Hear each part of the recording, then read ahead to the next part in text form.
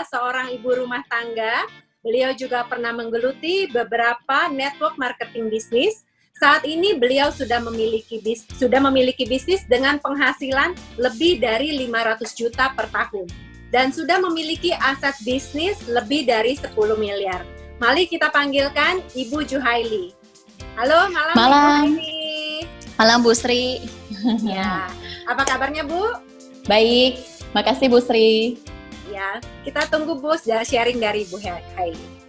Baik, oke. Terima kasih kepada host kita malam hari ini. Selamat malam kepada Bapak Ibu dari seluruh Nusantara. Perkenalkan, nama saya Julis Ravana Juhaili, biasanya dipanggil Haili ya, akrabnya. Nah, pertama-tama saya mau berterima kasih terlebih dahulu kepada New Univision yang telah memberikan kesempatan kepada saya untuk sharing di sesi malam hari ini.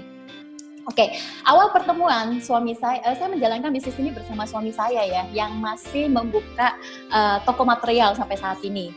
Nah, awal pertemuan suami saya dengan leader saya, beliau membuka polis dengan premi 500.000 itu di tahun 2007. Dan di 2010, suami membuka polis lagi buat saya dengan leader saya. Nah, waktu itu suami nanyakin saya, dia bilang, mau buka polis nggak? Saya bilang nggak usah lah, ngapain ya dibukain polis gitu ya. Terus dia mengungkapkan kalimatnya begini, kamu tahu nggak sih kalau wanita itu lebih rentan kena kanker? Terus saya mikir, loh, maksudnya ini apa ya? Maksudnya ini lagi mendoain atau menyumpahin gitu ya? Saya mikir-mikir, tapi nadanya beliau sudah agak tinggi gitu loh ya. Saya sampai ya udahlah saya tanda tangan aja deh, dengan kondisi saya nggak ngerti sebenarnya isi manfaatnya apa seperti itu. Nah, saya tanda tangan aja karena saya nggak mau ribut ya sama suami saya di depan agent saya seperti itu. Waktu itu suami sempat nanya, mau nggak buka polis buat anak? Saya bilang nggak usah lah, anak baru umur 1 tahun, masih kecil ya, nggak mungkin dia sakit, dan itu saya jaganya dengan sepenuh hati, ibaratnya kan anak satu-satunya ya gitu, itu masih waktu anak pertama. Di 2013 itu turning point-nya saya Bapak Ibu. Anak saya sempat demam 3 hari, hari keempat itu dia pingsan. Nah, pingsan itu sempat heboh satu komplek, pas satpam datang gitu ya, kita nyari ambulan, padahal di rumah punya mobil ya gitu, tapi udah kayak sinetron waktu itu ya. Tapi waktu itu udah saya ngerasa wah gagal banget ya saya menjadi seorang ibu gitu loh. Nah, singkat cerita, di tempat adminnya tuh ditanyain, ibu mau bayar pakai uang pribadi apa asuransi? Saya langsung, oh my god, dulu itu kan di 2010 saya udah pernah ditanyain sama suami gitu loh. Tadinya saya sebagai seorang istri, saya mau menghemat uangnya suami. Jadi saya langsung merasa bersalah banget ya. Jadi teman-teman, kalau di luaran sana ada orang yang masih belum punya polis, bukan berarti dia tidak percaya gitu loh. Kalau saya dan suami berarti kan saya udah mengalihkan ya resiko kita itu di perusahaan Allianz. Tapi kalau anak kita kan belum ada, berarti yang jadi perusahaan asuransi siapa? Ya bapaknya gitu ya, suamiku gitu. Saya langsung say sorry ya, karena saya mengambil keputusan yang salah, akhirnya suami mesti menanggung gitu loh. Akhirnya harusnya uang kecil bisa beli uang besar, yang ada saya malah menghabiskan uang suami lebih banyak seperti itu. Dan waktu itu saya berinisiatif telepon Bapak Henderson sama Ibu Hanjila untuk datang ke rumah saya untuk menjelaskan lagi apa isi polis saya gitu ya. Dan awal itu saya cuma rencana ngambil premi 500.000 buat anak saya. Tapi pada saat mereka berdua berdatang, mereka menjelaskan tentang income protection uang cash 1 miliar. Dan suami saya tertarik. Akhirnya dihitunglah preminya 2,3 per bulan plus polis yang lama gitu loh. Saya langsung mikir, ini gimana cara bayarnya ya? Bukan nggak punya uang Bapak Ibu, tapi prioritasnya belum ada di sana gitu loh. Jadi saya belajar langsung sama Pak Henderson. Pak Henderson bilangnya gini, menurut kamu ini produknya bagus nggak? Bagus. Penting nggak? Penting. Butuh nggak? Butuh sih gitu loh. Nah, beliau mengajarkan saya konsep menabung gitu ya. Semua orang itu tahu cara menabung itu bisa menjadi kaya gitu ya. Tapi kebanyakan orang kalau punya uang ya baru nabung ya. Tapi kalau nggak punya uang, ya nggak usah nabung. Biasanya seperti itu ya. Nah, tapi kalau pada saat beliau menjelaskan kalau menurut kamu ini penting dan butuh, berarti kamu harus dari penghasilan kamu sisihkan dulu, kamu buka dulu nih polisnya, dan sisa dari ini penghasilannya baru buat biaya hidup kamu. Saya mikir make sense sih gitu ya, karena saya nggak mau terjadi terulang lagi yang kedua kalinya seperti itu. Akhirnya ditanyain lagi, kamu mau nggak bayar preminya happy? Saya bilang, oh mau dong bayar preminya happy. Karena waktu beliau datang ke rumah saya itu di 2013, beliau itu sudah bintang 2. Bintang 2 itu adalah mempunyai income 2 miliar per tahun. Sedangkan Pak Henderson fokus di bisnis ini 2007, sama dengan kondisi suami saya 2007 buka toko material. Nah, di 2013 beliau sudah mempunyai income 2 miliar dan punya tim yang penghasilannya 4-5 orang yang punya 1 miliar per tahun. Saya lihat, wow, gila ya, bisnis ini luar biasa banget ya. Ini mengingatkan saya sama suami itu adalah dulu kita pernah menjalani bisnis network marketing, dan itu kita pernah baca sebuah buku yang namanya Cash Flow Quadrant, bagaimana kita dari aktif income bisa membangun aset menuju ke passive income. Dan saya melihat inilah salah satu bisnis yang paling tepat gitu loh. Bisa jangka panjang. Akhirnya saya join ya, bayar preminya biar happy gitu ya. Tapi Bapak Ibu, ibu rumah tangga punya banyak keterbatasan Bapak Ibu ya. Saya itu awal saya join itu, saya adalah anak rantauan dari kota Medan, pindahnya ke Tangerang Selatan gitu ya, nggak punya teman, ya, nggak tahu jalan, bawa mobilnya itu cuma bisa antara komplek ke pasar ke komplek, ya kayak gitu-gitu doang ya. Jadi nggak tahu kemana-mananya. Waktu itu masih belum punya waze ya, jadi nggak ngerti cara ininya. Terus kalau mau prospek nggak punya mbak gitu ya. Jadi kalau mau prospek bawa anak, nah ini kalau teman-teman yang ibu rumah tangga pasti mengerti dan pasti melewati proses seperti itu ya. Baru aja mau prospek, anaknya udah nangis gitu ya. Nah akhirnya saya prospek nggak. Waktu itu saya join, 5 bulan saya vakum gitu loh. 5 bulan saya vakum karena saya prospek gitu. Tetapi setelah saya prospek, ya nggak ada hasil karena nggak pernah ikut training gitu ya. Akhirnya saya konsultasi lah sama leader saya menyarankan saya untuk mengikuti training 3 hari 2 malam. Nah saya ngikutin training itu 3 hari 2 malam. Saya mencari momentum apa yang bisa membuat saya bertahan di bisnis ini.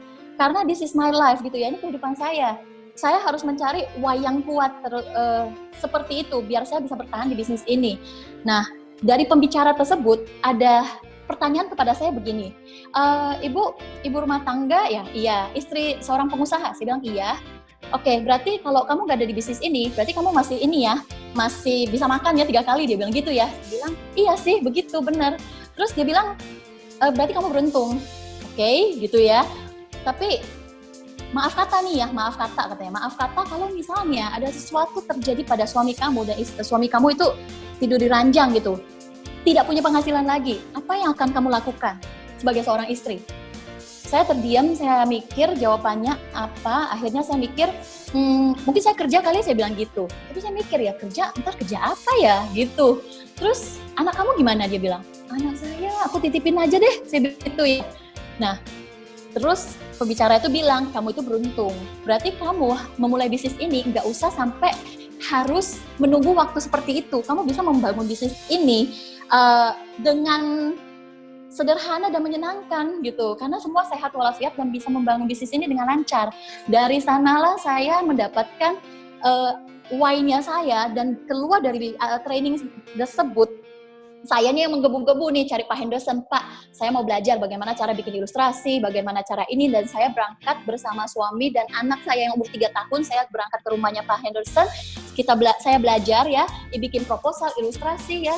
Wah, itu dimulai dari yang saya nggak ngerti apa-apa Bapak Ibu, dimulai dari yang nggak ngerti apa payer, apa tanggung, pemegang polis, itu setelah belajar sampai jam 12 malam, habis jam 12 malam saya pulang, seminggu saya bingung, ini apaan ini ya, udah otaknya itu udah antara nyampe apa nggak nyampe gitu ya, tapi karena saya belajar sama leader saya mengetahui ini kelemahan saya, oke saya hadapin kelemahan saya mulai mengajak ya, maksudnya mulai menghadapi ketakutan saya satu persatu. Dan akhirnya one by one impianku itu mulai tercapai Bapak Ibu.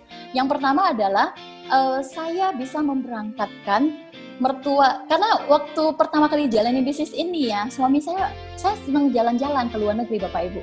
Saya senang jalan-jalan ke luar negeri, terus suami bilang kalau mau jalan-jalan luar negeri harus berangkat satu keluarga, katanya gitu ya. Terus aku kali-kali ya hitung-hitung, oke, aku hitung-hitung, ternyata bisa nih gitu. Aku berangkat di 2015 nih, saya berangkatkan orang tua, kedua orang mertua saya ke cruise ya, ke 3 negara sekaligus. Nah ini salah satu impian saya yang saya capai pertama kalinya. Oke. Nah ini foto yang kedua, awal saya masih ini ya yang berangkat, saya yang dapat penghargaan yang ada pegang piala kanguru itu, saya berangkat ke Sydney gitu ya.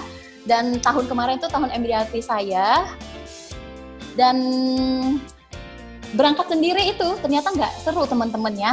Nah akhirnya aku ngajak tim lah ya, ngajakin tim saya yang dari ibu rumah tangga juga. Kita berangkat jalan-jalan ke Malaysia, kita tahun per tahun ya. Jadi kita di sini itu work hard dan kita play hard gitu ya. Ada ke Korea, ada ke Taipei, kita di jalanan ya. Kalau di jalan Indonesia kan kayaknya nggak duduk ya, tapi di Taipei kita duduk di jalanan gitu ya, foto-foto. Nah dari yang saya happy di bisnis ini adalah apa? Nah ini Bapak Ibu bisa lihat foto saya ya, foto yang ada di layar ini.